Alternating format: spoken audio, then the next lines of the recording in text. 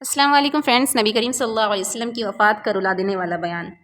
جب شوہر دنیا سے چلا جاتا ہے تو بیوی بیوہ ہو جاتی ہے، اور جب باپ دنیا سے چلا جاتا ہے تو بچے یتیم ہو جاتے ہیں۔ خدا کی قسم، اللہ کے نبی دنیا سے رخصت ہوئے تو پوری دنیا یتیم ہو گئی۔ آپ جیسا کوئی مشفق دنیا میں نہیں رہا، آپ جیسا کوئی محسن دنیا میں نہیں رہا، آپ جیسا کوئی رہبر دنیا میں نہیں رہا، آپ جیسا کوئی امت کا ہاتھ پکڑ کر سیدھے راستے پر چلانے والا نہیں رہا۔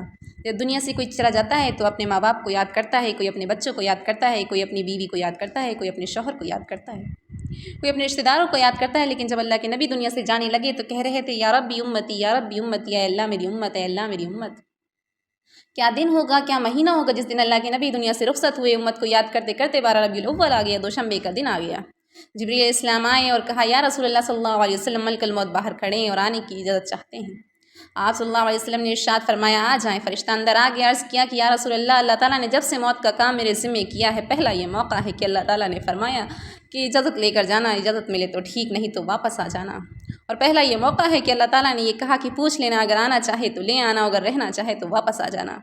آپ صلی اللہ علیہ وسلم نے جبریل علیہ السلام سے کہا، یا جبریل کیا کہتے ہو؟ جبریل علیہ السلام نے عرض کیا کہ یا رسول اللہ، اللہ تعالیٰ آپ سے ملاقات کا شوق رکھتے ہیں۔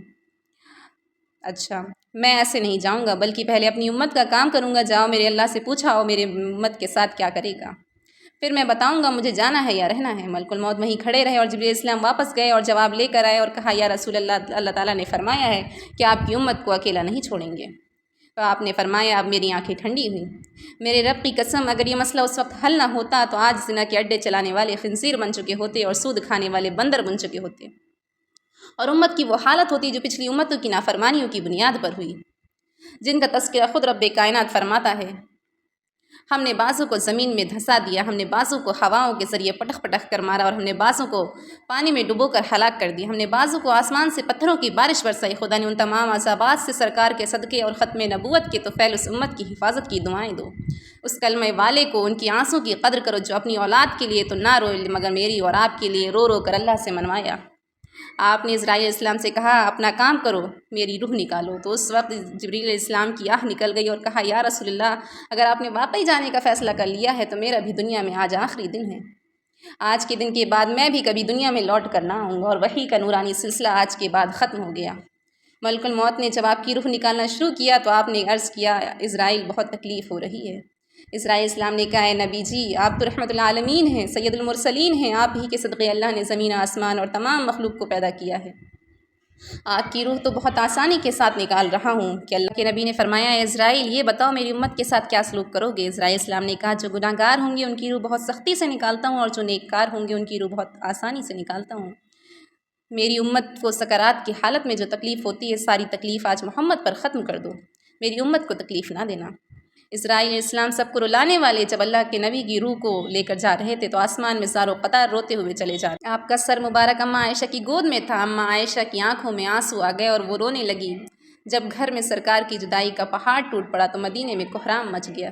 یتیم روئے، بے کس روئے، بے بس روئے، اپاہج روئے، سارا مدینہ رویا۔ نبی کے پردہ فرمانے کے بعد دنیا میں جی کر کیا کریں گے؟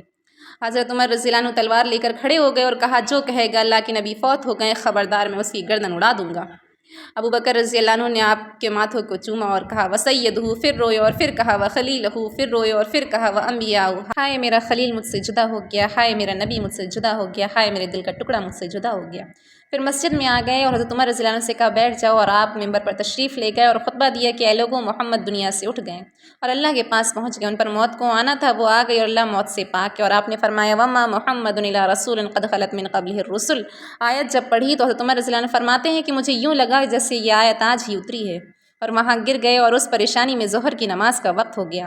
حضرت بلال رضی اللہ عنہ اذان دینے لگے، جب اشہد ان محمد رسول اللہ پر پہنچے تو آواز بند ہو گئی، اور زار و قطار روتے ہوئے مشکل سے اذان پوری کر کے نیچے اترے اور فرمایا، اے مدینہ والوں، آج کے بعد بلال اذان نہیں دے گا۔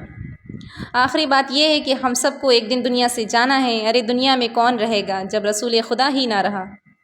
بس یہی دعا فرمائی اللہ تعالیٰ سے کہ اپنے حبیب اپنی شان کے مطابق بدلہ عطا فرمائے، اور ہم تمام کو آپ صلی اللہ علیہ وسلم کے طریقے کے مطابق زندگی گزارنے کی توفیق عطا فرمائے۔